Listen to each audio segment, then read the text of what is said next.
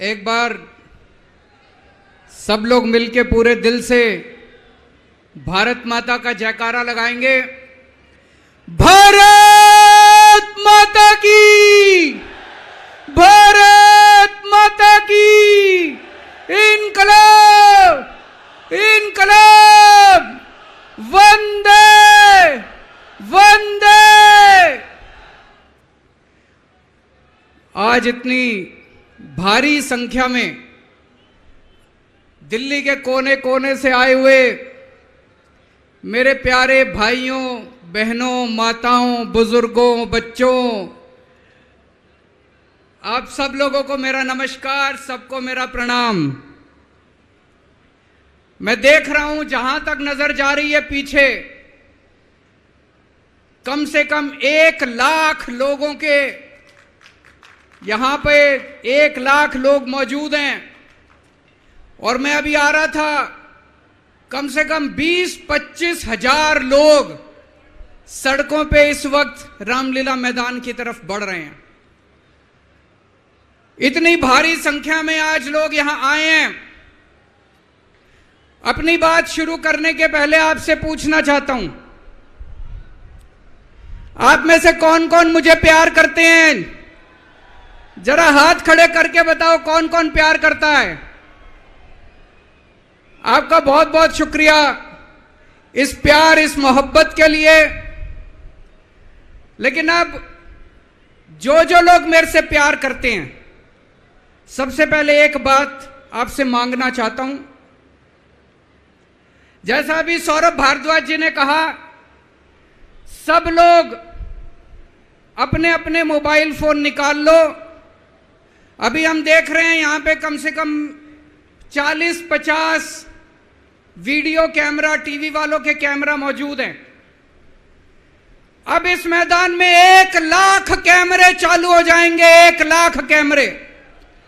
सब लोग अपना अपना फोन निकालो, फोन पे वीडियो रिकॉर्डिंग चालू करो, अपनी अपनी फेसबुक चालू करो और फेसबुक लाइव कर दो। इस रामलीला मैदान से अब एक साथ 1 लाख टीवी कैमरे लाइव चालू होंगे, 1 लाख टीवी कैमरे लाइव चालू होंगे। मैं सबसे पहले कपिल सिब्बल साहब का बहुत बहुत शुक्रिया अदा करता हूं, हमारे इनविटेशन पे आज वो आए। कई साल के बाद आज हम लोग रामलीला मैदान में इकट्ठे हुए हैं। आज से 12 साल पहले, 12 साल पहले इसी रामलीला मैदान में इकट्ठे हुए थे हम लोग भ्रष्टाचार के खिलाफ। इस मंच को मैं नमन करता हूं, यह बहुत पवित्र मंच है। आज से 12 साल पहले भ्रष्टाचार के खिलाफ इकट्ठे हुए थे। आज इसी मंच से एक अहंकारी तानाशाह को इस देश से हटाने के लिए फिर से इकट्ठे हुए हैं। दोस्तों, तानाशाही को खत्म करने के लिए फिर से इकट्ठे हुए हैं। और जैसे उस वक्त भ्रष्टाचार के खिलाफ आंदोलन हमारा सफल हुआ था, आज इसी मंच से जो आंदोलन शुरू हो रहा है, हमारे देश के अंदर जो तानाशाही लाई जा रही है उसे खत्म करने का जो आंदोलन शुरू हो रहा है, जनतंत्र को खत्म करने का जो आंदोलन शुरू हो रहा है, संविधान को बचाने का जो आंदोलन आज शुरू हो रहा है, बहुत जल्दी इस आंदोलन को भी सफलता मिलेगी। सुप्रीम कोर्ट ने दिल्ली के लोगों के हक में फैसला दिया। 8 साल तक दिल्ली के लोगों ने लड़ाई लड़ी सुप्रीम कोर्ट के अंदर। सुप्रीम कोर्ट में हमारे वकील अभिषेक मनु सिंघवी साहब ने दिल्ली के लोगों की तरफ से लड़ाई लड़ी। सबसे पहले मैं आज इस मंच से सिंघवी साहब का भी दिल्ली के लोगों की तरफ से शुक्रिया अदा करता हूं, जिन्होंने दिल्ली के लोगों को उनका हक दिलाया। दोस्तों, 11 मई, आज 11 जून है,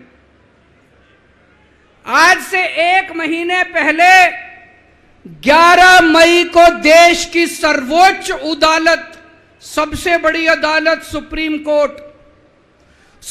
कोर्ट की भी कॉन्स्टिट्यूशन बेंच उसने आदेश पारित किया दिल्ली के लोगों के हक में,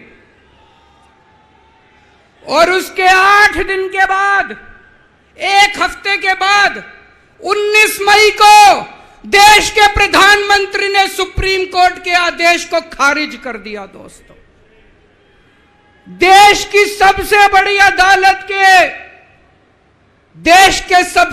अदालत के फैसले को प्रधानमंत्री ने खारिज कर दिया। प्रधानमंत्री कहते हैं मैं सुप्रीम कोर्ट को नहीं मानता। देश के प्रधानमंत्री कहते हैं मैं सुप्रीम कोर्ट को नहीं मानता। 75 साल के भारत के इतिहास में पहली बार एक प्रधानमंत्री आया है जो कहता है मैं सुप्रीम कोर्ट को नहीं मानता। पूरे देश के लोग स्तब्ध हैं। पूरे देश के लोगों को यकीन नहीं हो रहा, इतना अहंकारी प्रधानमंत्री को इतना अहंकार। प्रधानमंत्री कहता है मैं सुप्रीम कोर्ट को नहीं मानता। देश के गली गली में चर्चा हो रही है, घर घर में चर्चा हो रही है, ये मोदी जी को क्या हो गया, इतना अहंकार हो गया इनको, इतना अहंकार हो गया इनको। दोस्तों, देश के अंदर अब जनतंत्र खत्म हो रहा है। इसी को तानाशाही कहते हैं। जब देश का प्रधानमंत्री कहता है मैं सुप्रीम कोर्ट को नहीं मानता, इसी को तानाशाही कहते हैं, इसी को हिटलर शाही कहते हैं, जनतंत्र खत्म होना कहते हैं। मैं बताना चाहता हूं आखिर इस सुप्रीम कोर्ट के आदेश में ऐसा क्या है। सुप्रीम कोर्ट ने ऐसा क्या कह दिया कि प्रधानमंत्री जी कह रहे हैं कि मैं सुप्रीम कोर्ट के आदेश को नहीं मानता। सुप्रीम कोर्ट ने अपने आदेश में बोला कि भारत एक जनतंत्र है, भारत में जनता सुप्रीम है, जनता अपनी सरकार चुनती है, उस सरकार को जनता के काम करने का पूरा अधिकार होना चाहिए।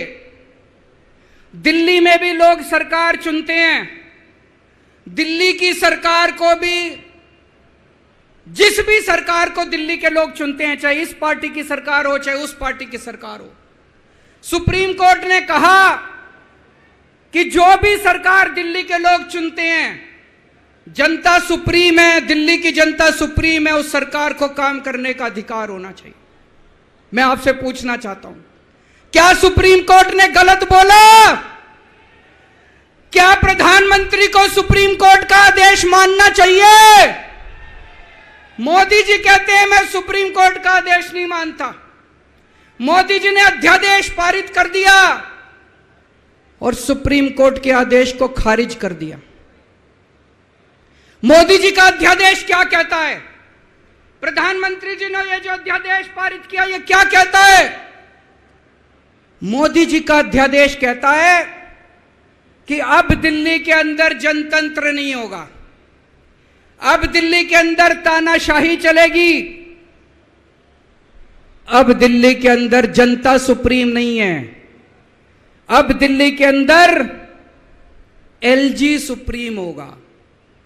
अब दिल्ली के अंदर चाहे जनता जिसको मर्जी वोट दे, चाहे जनता जिसकी मर्जी सरकार बनाए, प्रधानमंत्री जी कहते हैं सरकार तो मैं ही चलाऊंगा, मेरी तानाशाही चलेगी। अब जनता सुप्रीम नहीं है, जनता की नहीं चलेगी, जनता की सरकार की नहीं चलेगी। प्रधानमंत्री जी कहते हैं एलजी के जरिए मैं सरकार चलाऊंगा। 26 जनवरी 1950 को हमारे देश का संविधान लागू हुआ। बाबा साहब अंबेडकर ने संविधान बनाया। बाबा साहब अंबेडकर ने अपने संविधान में लिखा कि इस देश के अंदर जनतंत्र होगा, जनता सुप्रीम होगी। आज प्रधानमंत्री जी ने भारत के संविधान के परखच्चे उड़ा दिए। प्रधानमंत्री जी ने भारत का संविधान बदल दिया। प्रधानमंत्री जी कहते हैं अब जनता सुप्रीम नहीं होगी, अब एलजी सुप्रीम होगा। जनता सुप्रीम नहीं होगी, अब प्रधानमंत्री सुप्रीम होगा। प्रधानमंत्री जी कहते हैं अब दिल्ली की जनता की वोट की कोई कीमत नहीं होगी। यह तो सरासर अपमान है दिल्ली के लोगों का। प्रधानमंत्री जी कहते हैं दिल्ली की जनता जिसको मर्जी वोट दे, उस वोट की कोई कीमत नहीं है। दोस्तों, ये बीजेपी वाले रोज मेरा अपमान करते हैं, मेरे को गालियां देते हैं, गंदी गंदी गालियां देते हैं। मेरे को अपने मान और अपमान की कोई चिंता नहीं है, मैं कोई परवाह नहीं करता। मैं इनको वापस गाली नहीं देता, मेरे को गाली गलौज नहीं करनी आती, मेरे संस्कार नहीं सिखाते। मैं 24 घंटे अपने काम में व्यस्त रहता हूं, मेरे को काम से मतलब है। आप लोगों ने मेरे को इतना मौका दिया, इतनी जिम्मेदारी है, 24 घंटे काम करता हूं। ये लोग मेरे को जितनी मर्जी गाली दे लें, लेकिन इस बार इन लोगों ने आपका अपमान किया है, आपकी वोट की कीमत, आपका वोट का अपमान किया है। यह मैं बर्दाश्त नहीं कर सकता, आपके अपमान को मैं बर्दाश्त नहीं कर सकता। इसको किसी हालत में नहीं होने देंगे। दिल्ली के लोगों के वोट का जो इन्होंने अपमान किया है, मोदी जी ने तमाचा मारा है दिल्ली के लोगों को, इसको बर्दाश्त नहीं कर सकते। इसको ठीक करा के रहेंगे, इस अध्यादेश को खारिज करा के रहेंगे, सुप्रीम कोर्ट के आदेश को पालन करा के रहेंगे। करेंगे कि नहीं करेंगे?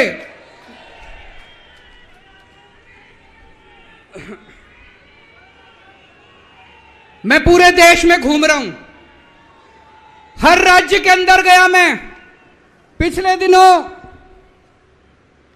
पूरे देश के अंदर घूम रहा हूं, सारी पार्टियों के नेताओं से मिला। मैं आपको दिल्ली के लोगों को बताना चाहता हूं, देश के सारे लोग आपके साथ हैं। आप ये मत समझना आप अकेले हो, 140 करोड़ लोग आपके साथ हैं।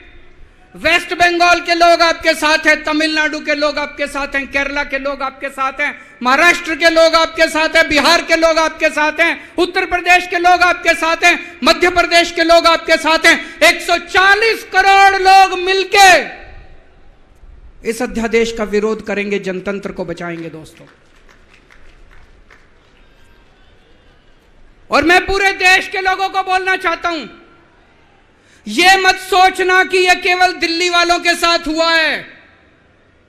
मुझे अंदर से पता चला यह मोदी जी का पहला वार है।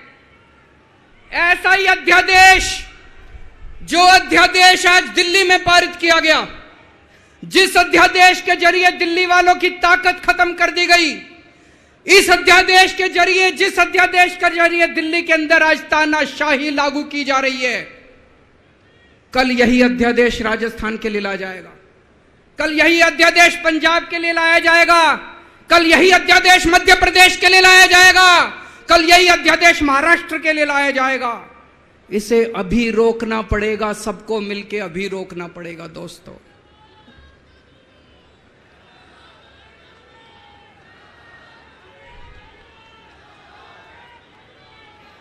मोदी जी दिल्ली वालों के पीछे क्यों पड़े हैं? दिल्ली वालों के पीछे क्यों पड़े हैं मोदी जी? 2015 में दिल्ली के लोगों ने 7 एमपी की सीट मोदी जी को जिता दी, मोदी जी को प्रधानमंत्री बनाया और मोदी जी को कहा आप देश संभालो। और दिल्ली में 70 में से 3 सीट बीजेपी को दी, 3 सीट, 67 सीट आम आदमी पार्टी को दी। और दिल्ली के लोगों ने कहा केजरीवाल जी आप दिल्ली संभालो। बीजेपी को 3 सीट देने का क्या मतलब?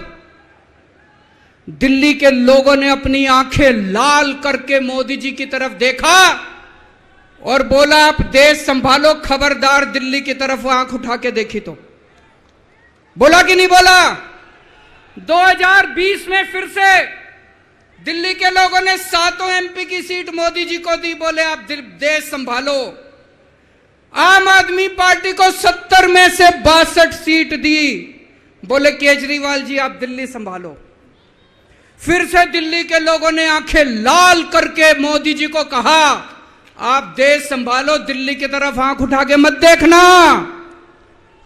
लेकिन प्रधानमंत्री जी से देश तो संभल नहीं रहा, देश का तो बेड़ा गर्क कर दिया। रोज उठते हैं और दिल्ली वालों के काम रोक देते हैं, रोज उठते हैं और दिल्ली वालों के काम। मैं स्कूल बनवाता हूं, मोदी जी कहते हैं मैं तेरे स्कूल नहीं बनने दूंगा। मैं अस्पताल बनवाता हूं, मोदी जी कहते हैं तेरे अस्पताल नहीं बनने दूंगा। मैं मोहल्ला क्लिनिक बनाता हूं, मेरे मोहल्ला क्लिनिक तोड़वा दिए मोदी जी ने। पिछले साल प्रधानमंत्री जी ने दिल्ली के अस्पतालों में दवाइयां बंद करा दी। मैं सीसीटीवी कैमरे लगवाता हूं, प्रधानमंत्री जी एलजी को कह के सीसीटीवी कैमरे नहीं लगने देते। पिछले साल मोहल्ला क्लिनिक के अंदर इन्होंने गरीबों के टेस्ट बंद करवा दिए। दोस्तों, मैंने दिल्ली के लोगों के लिए योगा क्लासेस शुरू की, प्रधानमंत्री जी ने योगा क्लासेस बंद करवा दी। प्रधानमंत्री जी से मैं कहना चाहता हूं, आप देश संभालो ना, आपसे देश तो संभल नहीं रहा। देश का बेड़ा गर्क कर दिया आपने।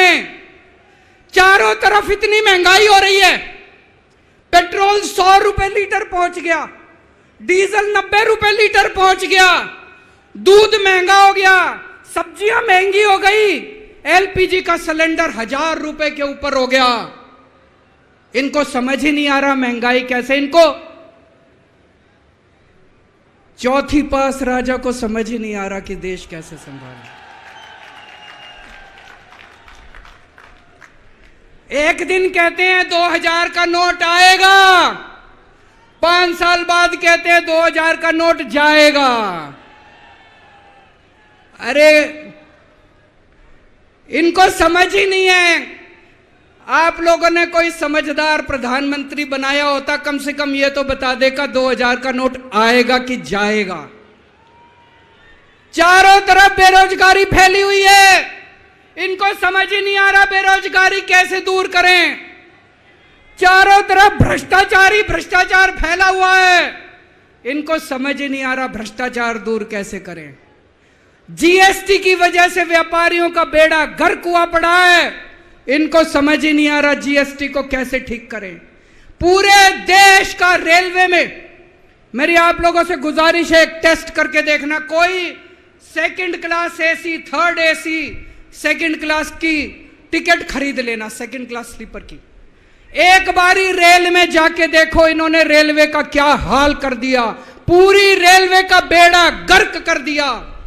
अच्छा खासा चलता हुआ रेलवे इन्होंने बेड़ा गर्क कर दिया इन लोगों ने। 2002 में प्रधानमंत्री जी गुजरात के मुख्यमंत्री बने, 12 साल गुजरात के मुख्यमंत्री रहे। पिछले 9 साल से देश के प्रधानमंत्री हैं।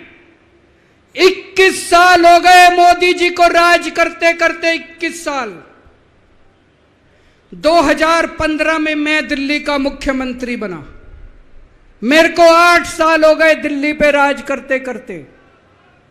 आज मैं चैलेंज करता हूं और देश की जनता को अपील करता हूं, मोदी जी के 21 साल, मेरे 8 साल, दोनों के देख लो किसने ज्यादा काम किया।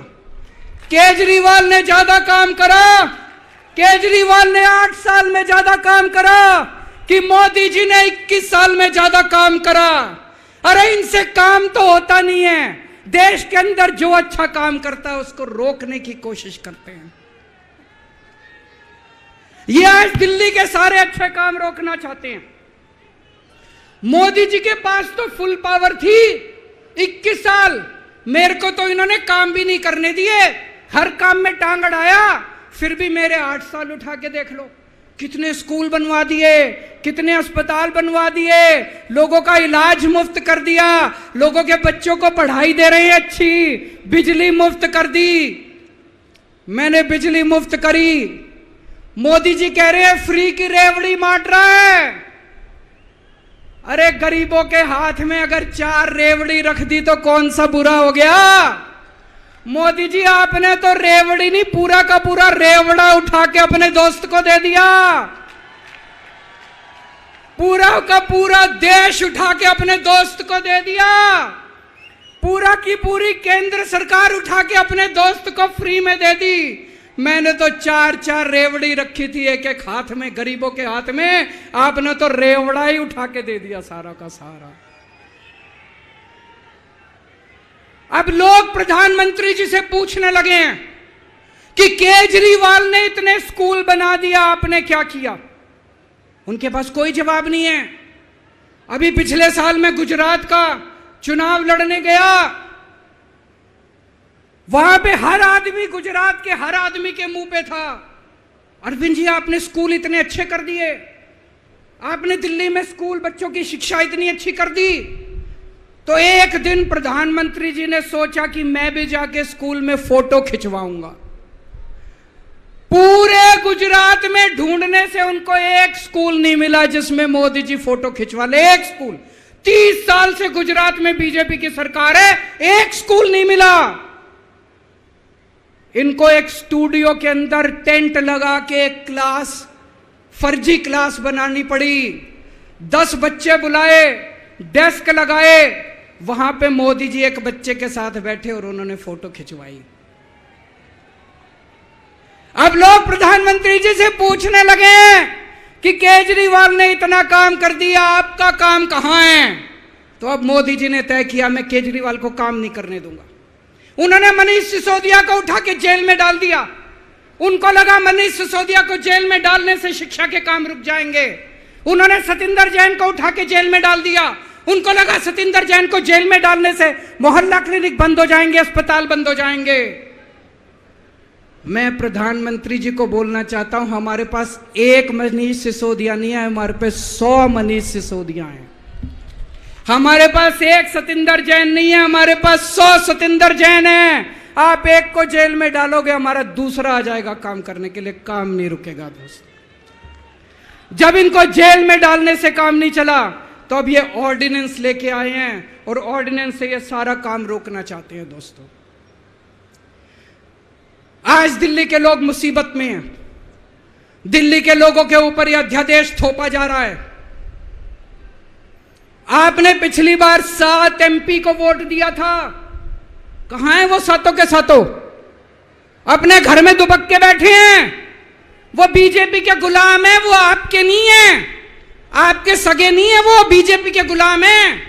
आपको कल को मुसीबत आती है तो केवल आपका बेटा, आपका भाई केजरीवाल आपके साथ खड़ा है, वो कभी खड़े नहीं होंगे। दोस्तों,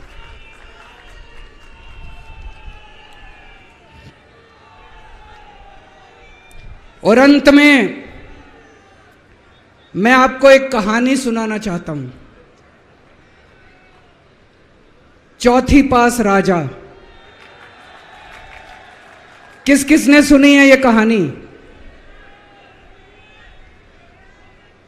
इस कहानी का महात्म्य है कि इस कहानी को जितनी बार सुनोगे, जितनी बार सुनाओगे, उतनी भगवान की कृपा आपके परिवार के ऊपर बरसेगी।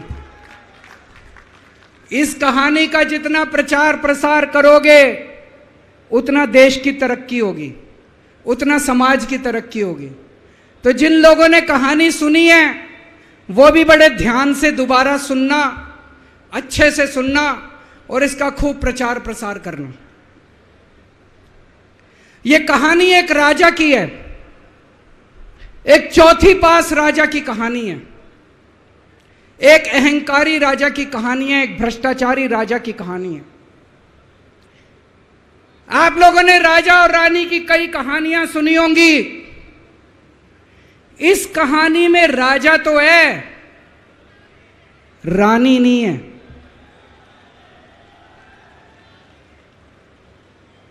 तो एक महान देश था, कई हजार साल पुराना देश। उस देश के एक गांव में एक बच्चा पैदा हुआ, बहुत गरीब घर में एक बच्चा पैदा हुआ। तो जैसे गांव के अंदर बच्चा पैदा होने पे ज्योतिषी आते हैं, ज्योतिषी आके बच्चे का भविष्य बताते हैं, ऐसे गांव का ज्योतिषी आया, उसने बच्चे की कुंडली देखी और बच्चे की मां को बोला कि माई, तेरा बेटा बड़ा होके बहुत बड़ा सम्राट बनेगा। माई को समझ नहीं आया, मैं इतनी गरीब, मेरा परिवार इतना गरीब, मेरा बेटा सम्राट कैसे बनेगा। खैर, बच्चा धीरे धीरे बड़ा होने लगा। गांव के सरकारी स्कूल में उसका एडमिशन करा दिया। उसका पढ़ने लिखने में मन नहीं लगता था। पढ़ते पढ़ते क्लास करते करते चौथी में आके उसने नाम कटवा लिया। उसका पढ़ाई लिखाई में मन नहीं लगता था। बगल में, गांव के बगल में एक रेलवे स्टेशन था। घर में बहुत करीबी थी। वो बच्चा वहां स्टेशन पे जाके चाय बेचने लगा।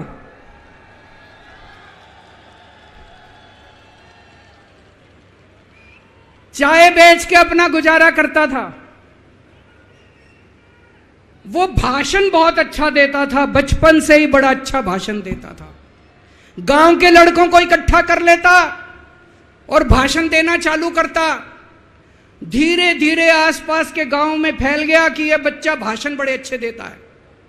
आसपास के लड़के भी इकट्ठे हो गए और जो मर्जी टॉपिक हो भाषण देना चालू कर देता था और रुकता ही नहीं था। घंटों घंटों तक भाषण देता रहता था। बच्चा बड़ा हुआ। ज्योतिषी ने कहा था बड़ा होके बच्चा उस महान देश का सम्राट बन गया। लेकिन राजा तो अनपढ़ था, उसे तो कुछ आता नहीं था। अफसर आते उस अनपढ़ राजा से जहां मर्जी साइन करा लेते, जहां मर्जी जो मर्जी साइन करा लेते। वो राजा अनपढ़ था, उसे लगता था मैं अगर अफसरों से पूछूंगा तो मेरी कमजोरी सबके सामने प्रकट हो जाएगी। अफसरों को लगेगा मेरे को कुछ आता नहीं है। अफसर जो मर्जी लेके आते थे वहां साइन कर देता था। वो धीरे धीरे पूरे देश के अंदर फैल गया कि राजा अनपढ़ है, राजा अनपढ़ है। राजा को बड़ा बुरा लगने लगा। तो राजा ने कहीं से एक फर्जी डिग्री का जुगाड़ कर लिया। एक फर्जी डिग्री का जुगाड़ कर लिया, एमए की डिग्री का। और राजा बोला मैं एमए हूं। पर सच्चाई तो पूरे देश को पता थी, राजा तो अनपढ़ था। धीरे धीरे राजा अहंकारी भी होता गया। अहंकारी राजा और ऊपर से अनपढ़। जो मर्जी उस राजा के पास जाता और राजा से कुछ भी पास करा के ले आता। एक बार कुछ लोग गए, राजा को बोले जी नोटबंदी कर दो। नोटबंदी करने से भ्रष्टाचार खत्म हो जाएगा, आतंकवाद खत्म हो जाएगा। राजा को कुछ समझ नहीं आया। राजा की खूब चमची मारी उन्होंने। राजा ने एक दिन शाम को टीवी पे आके 8 बजे नोटबंदी कर दी। पूरे देश का बेड़ा गर्क हो गया दोस्तों। लंबी लंबी बैंकों के सामने लाइनें लग गई। कई लोग मर गए, दुकानें बंद हो गई, रोजगार बंद हो गए, बड़ी बड़ी इंडस्ट्री बंद हो गई। पूरे देश का बेड़ा गर्क हो गया। फिर एक दिन कोई आके बोला जी 2000 का नोट ले आओ। राजा 2000 का नोट ले आया। 4 साल बाद कुछ लोग आके बोले जी 2000 का नोट बंद कर दो। राजा ने 2000 का नोट बंद कर दिया। राजा को अक्ल तो थी नहीं, बेवकूफ था, अनपढ़ था। कभी 2000 का नोट चालू करता था, कभी 2000 का नोट बंद करता था।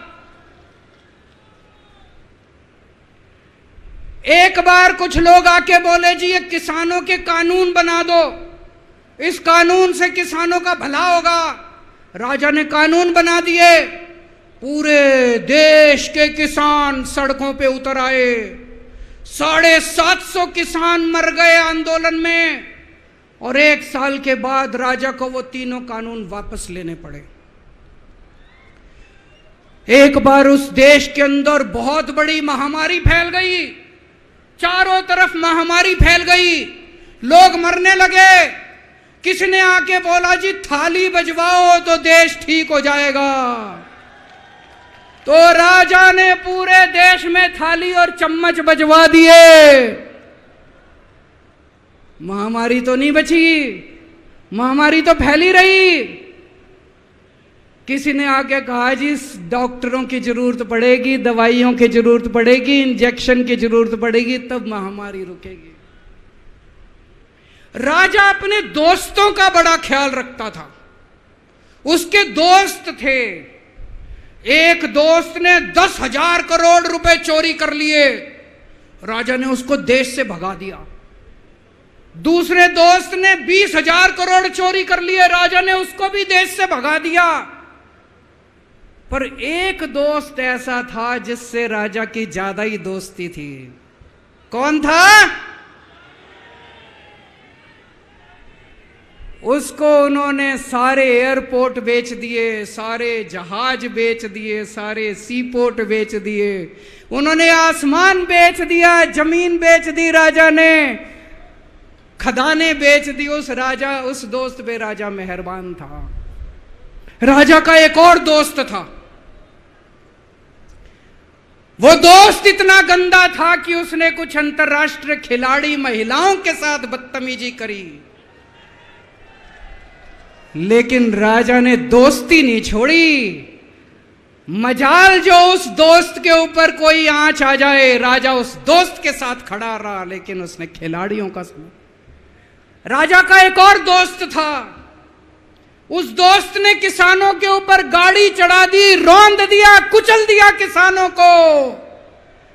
राजा ने अपनी दोस्ती नहीं छोड़ी। इस बात पे तो दाद देनी पड़ेगी कि राजा दोस्तबाज था, एक नंबर का दोस्तबाज था।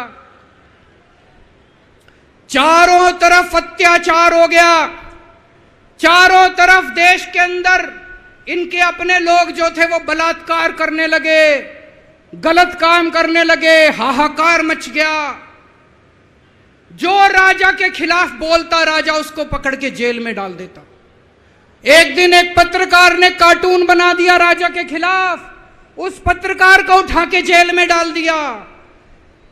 एक दिन एक किसी पत्रकार ने उनके खिलाफ कुछ लिख दिया, उसको पकड़ के जेल में डाल दिया। जो राजा के खिलाफ बोले उसका बेड़ा गर्क। कोई जज अगर उस राजा के खिलाफ ऑर्डर करता था, राजा उसको बख्शता नहीं था। चारों तरफ अत्याचार, महंगाई, बेरोजगारी।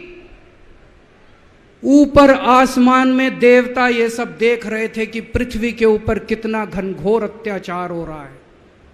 सारे देवता इकट्ठे हुए, देवताओं ने मीटिंग करी। सारे देवता मिलकर शिवजी महाराज जी के पास गए और कहा, महाराज कुछ करो, पृथ्वी के ऊपर अन्याय हो गया, अत्याचार हो गया, चारों तरफ बलात्कार, चारों तरफ हाहाकार मचा हुआ है, जनता परेशान हो रही है। पृथ्वी जी, शिवजी महाराज जी ने अपनी तीसरी आंख खोली और दोस्तों यहां प्रचंड पृथ्वी के ऊपर अजीब अजीब घटनाएं घटने लगी।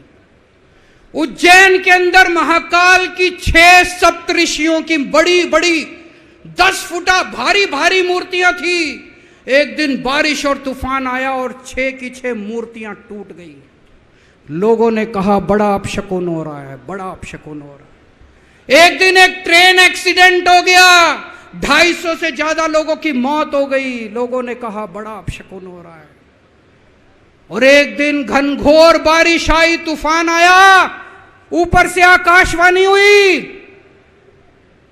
सारे देश की जनता को भगवान ने कहा कि आप महान देश के लोग हो, क्या कर रहे हो, उठो, खड़े हो जाओ और इस अहंकारी राजा के खिलाफ सब लोग मिलकर आवाज उठाओ।